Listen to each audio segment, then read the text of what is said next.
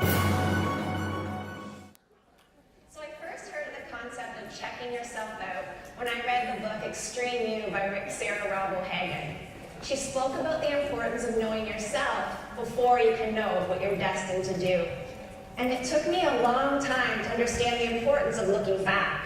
But when you look back, you really start to see trends. As I tell my story, I want you to think about your own obstacles and experiences. We've all had the odds stacked against us, but some way, we figured out a way to conquer it all. You may not have known it, but you used your superpowers to find a way to conquer it all.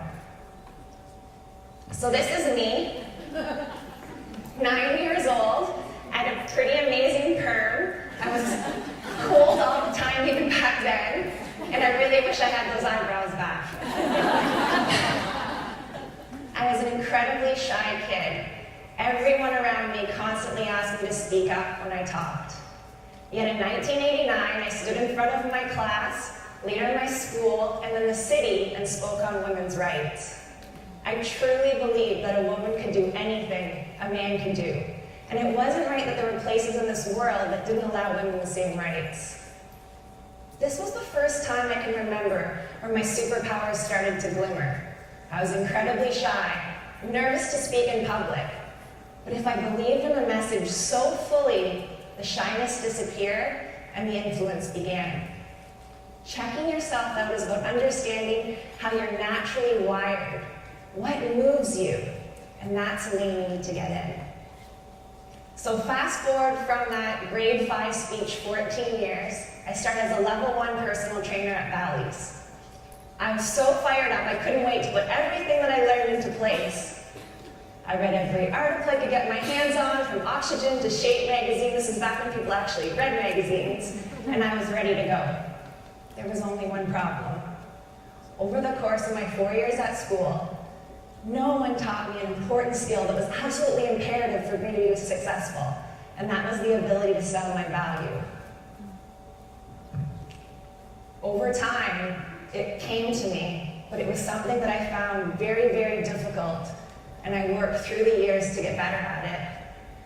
What I found was that I wasn't alone. Selling my value was something that I really struggled with. And what I've also found is over the years, this is something that keeps many very talented women from getting started in the fitness industry. Many women see self-advocacy as bragging. We believe our results will speak for themselves. Those words have come out of my mouth. Yet sadly, they don't. And if we can't confidently and comfortably share our strengths with the world, the next position, the next client, the next dream job might pass us by. Hence, take the time to check yourself out. You'll be amazed at what you find. Lesson number 2, your power is in your womb. So what happened to that shy personal trainer? Well, I made a decision. I read every single sales book I could get my hands on and listened to every audio tape. I heard the word no over and over and over again until I finally heard the word yes. And over time, it came.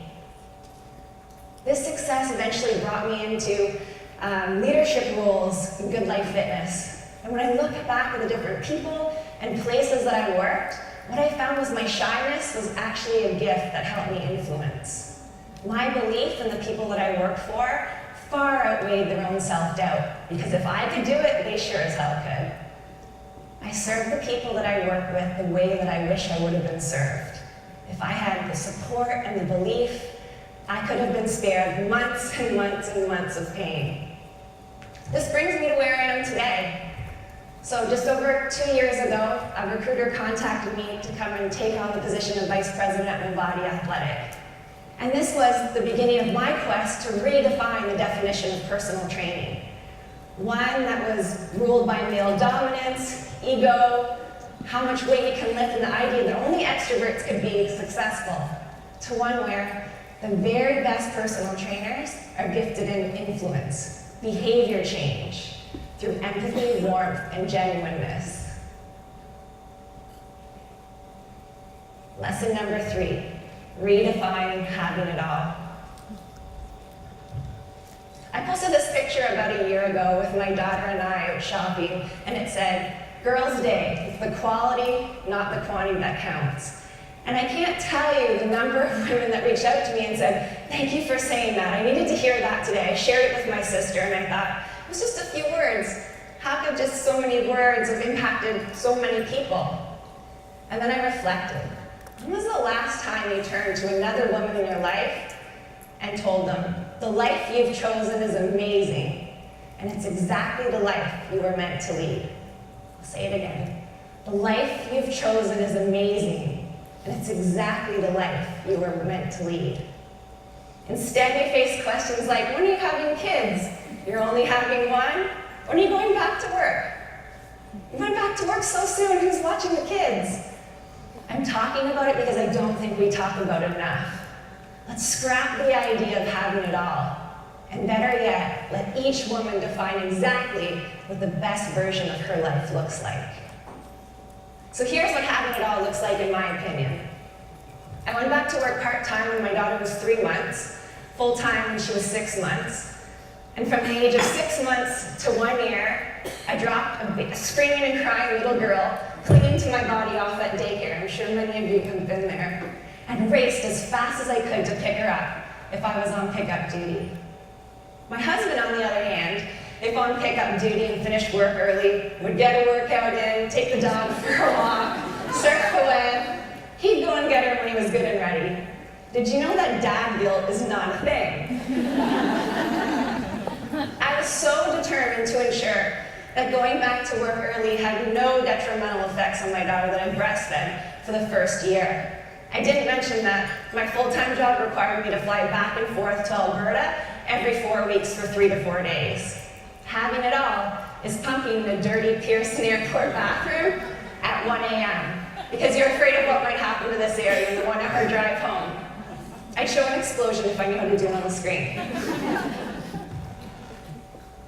Women face tougher decisions between professional success and personal fulfillment, and the stats show it. Through the 70s and 80s, we saw a climb in women in leadership, but really since little Kelly stood in front of her grade 5 class, we haven't seen much movement. 13% of seats in Parliament belong to women. In C-level and corporate positions, 16%. And when married managers are polled, 2/3 of the men have children, where 1/3 of the women. Recently, there's been a lot of talk about flex time, mentorship, and corporate programs. Those are all important, but I don't want to talk about any of those today. What I want to talk about is the message that we tell ourselves, the message that we tell the women we work with and for, and the message that we'll tell our daughters. Now, this part of my talk comes with no judgment. I don't have it figured out. I'm still working on it. But just a few months ago, I was called in for a parent-teacher meeting with my daughter's teacher. My husband came along. You see, although I was a very shy kid, I've raised a very loud, extrovert little girl. And as I sat in the little person's chair, the teacher explained to me that my daughter has trouble getting along with others and she's doing things that they don't want to do. Speaks out in class, trouble regulating her emotions, and the final bomb that was dropped was she must be looking for validation. I could feel the tears welling up in my eyes. Where did I fail? How did I go wrong? Maybe all this extra work has done something to her. And as we walked out to the car, the floodgates opened. My husband turned to me and he looked at me like I was crazy and said, "That's my Sophia, she's tough, and teachers just need to hold her more accountable." In Sheryl Sandberg's famous TED Talk, she speaks about the importance, if you choose to chase your passion, make your partner a real partner. And I 100% believe in this. Every month, my husband and I sit down and plan out the month ahead, who's on pickup, who's on drop-off, who's traveling, and if we need extra support. Like most marriages, it takes compromise, but we believe the pros far outweigh the cons. Mom and Dad working equally as hard supporting one another at work and at home will be her normal. So here's the truth. Having it all does not exist, and success does not come without compromise or sacrifice. A very wise woman once told me, "Kelly, you can do anything, but you can't do everything." I don't believe the mindset will change overnight, but I do believe If we bring our superpowers to the surface, stop putting so much unneeded pressure on ourselves, we'll raise another generation of girls that are about as familiar with mom guilt as they are with CD players and a tape deck. Thank you.